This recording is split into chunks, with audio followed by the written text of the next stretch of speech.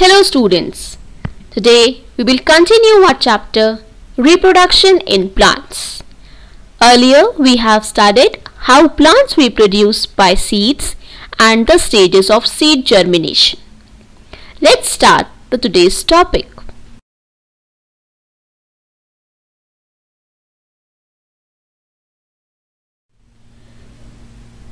The topics which we are going to study in this video are about the seed dispersal, what do we mean by it, and how do seeds disperse by winds, water and by animals. We will also learn about the reproduction by vegetative propagation, that how different plants reproduce by roots, by stem and by the leaves. We will also cover how do some plants reproduce by spores.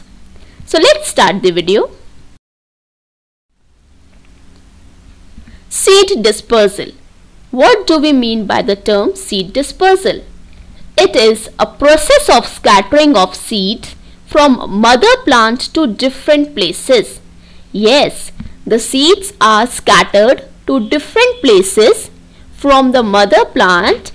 It is called as seed dispersal. But the seed does not have the wings or the legs so that they can move from one place to another. You need some agents to disperse the seeds.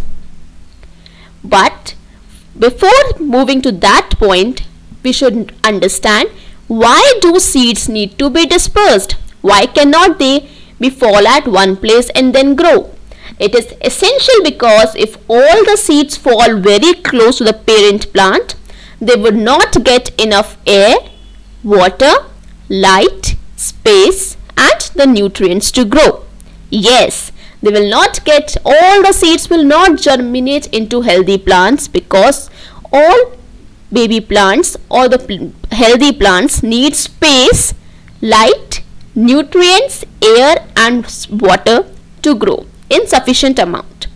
If they fall very close to each other, all will never germinate. Only few will germinate. They may not grow into healthy plants.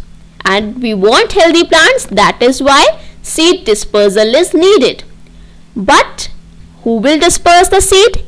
The question is still there in our minds. So let's continue and find out this answer. Dispersal agents. What are dispersal agents? Dispersal agents are those agents who disperse the seeds, who help in the dispersal of seeds from the mother plant to different places. Basically, they take the seeds to different places. Who disperse the seeds? The wind, the water, animals, birds and insects, and by the explosion of the seed. By the explosion of the seed. They help in the taking the seed to different places. Now we will understand each one of them separately. Dispersal of seeds by winds. The example are cotton, madar, heptate, dandelion. These seeds are light and small in size. That is why they are carried away by the winds very easily. They have hair or they are very light that winds can take them easily to far distance places, and when they fall at a particular place and if they get the suitable conditions, what suitable conditions? Air, soil, sunlight and water, then only that particular seed will grow. Dispersal of seeds by water. Now you can see in the background only that what is the example of dispersal of seed by water? Lotus fruit and coconut. These plants grow near the rivers, oceans or the ponds. And water act as a dispersal for these plants. Yes, as you have all seen coconut, it is hollow from inside and it is light in weight, so it is carried away with with water, and if the seed will find the suitable conditions, then it will grow into a healthy plant. So this is how dispersal of seed takes place by water. Animals. Now animals also help in dispersing the seeds. You can see the bird and the squirrel carrying the seed to different places as they move from one place to another, and they drop the seed without knowing that they have dropped the seed, and if the seed gets favorable conditions like air, water, sunlight and soil, then it will develop into a healthy plant.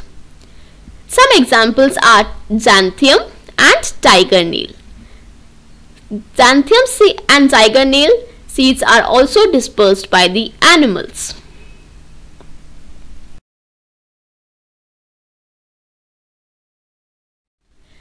Dispersal of seeds by explosion. Basically, explosion means to burst or to open. Some plants have pods and they burst or explode on ripening. That means when they are fully matured, they burst open or they explode. And due to the explosion, the seeds fall in all the directions. Example, pea, ladyfinger and tamarind. You have seen pea that it comes in a pod, and when they gets matured, the cover opens and bursts, and all the seeds fall down on the ground, and on getting suitable conditions, they will germinate into healthy seedlings. Reproduction by vegetative propagation. Now, in vegetative propagation, three methods are there: by roots, example carrots, beetroot, radish and turnip. They all grow by the roots. They grow inside the soil. So whenever you cut the top part of these roots and sow it in the soil and give nutrients to that particular soil, they will again start developing. By stem, we generally eat these stems: onion, potato and ginger. They also grow into new healthy plants. If you sow them and give them proper conditions, they will also start germinating. You have seen on potato that on potato we have buds. We have potato eyes. From these parts, the new seed plants will grow. You can see in the picture from the ginger, a new healthy plant is coming outside, and they grow deep inside. By leaves. Yes, leaves also reproduce. Example is bryophyllum and begonia. Bryophyllum and begonia. You can see in the picture that the leaf margin is giving rise to new baby plants. Yes. So reproduction by vegetative propagation occur by three methods: by roots, by stem and by leaves.